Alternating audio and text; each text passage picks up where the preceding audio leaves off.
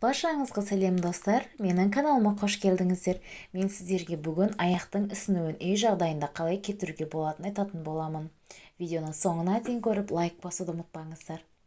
Жаз айында қыздар жұмыс соңында өз аяқтарының ісініп кеткендігін байқайды. Құдды бір ара шағып алған секілді көрінетіні де рас. Аяқтың ісінуі көп жағдайда тіндер мен бұлшықеттерде сұйықтық жиналып қалған кезде байқалады. Егер ісік қайтпаса не оны емдемесе, ол асқынып тіпті жүруде кедергі туындатуы әбден мүмкін. Бұл сонымен қатар қан айналымының төмендеуіне әкеп соқтырады. Аяқтың ісіну проблемасы кез келген жаста болуы мүмкін. Алайда бұл көбінесе ересектерде ұшырасып жатады. Аяқтың ісіну мәселесі әсер ететін бір қадар себептер де бар. Олардың ішіндегілері жарақат немесе қандай да бір сүйектің сынуы не жарылуы, артық салмақ, кәрілік, жүктілік, көп мөлшерде тұз немесе алкоголь тұтыну, етеккір, тағы да басқа себептер де бар. Егер сіз әйел адам болсаңыз, өкшесі жоқ аяқ киім киіңіз. Өкшесіз аяқ киім қан айналымды қалыпты күйде ұстайды.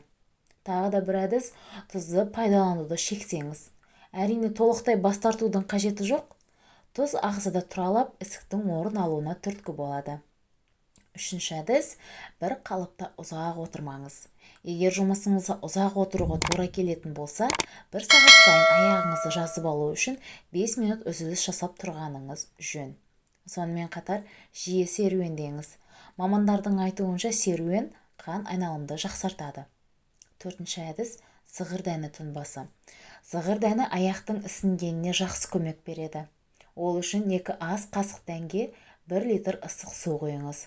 Қоспаны бір қайнатып алыңыз. Шамамен 20 минут суытып сүзіңіз. Тұнбаны әр 2 сағат сайын жарты стаканнан ішіңіз. Ем қабылдау ұзақтығы 14 күн. 5-ші әдіс, теңіз тұзы қосылған ванна. Аяқтағы ісіктен арылу үшін теңіз тұзы қосылған ванна жақсы көмек береді. Бұл үшін бөлме температурасындағы 3 литр суды алып, 1 ас қасық теңіз тұзын салыңыз. Аяғыңызды ваннаға 15 минут салып қойыңыз. Аптасына кем дегенде 3 рет жасаңыз. 6-шы әдіс, 40 қабаттан жасалған компресс. Ол ісіктен қайтаратын қарапайым жол.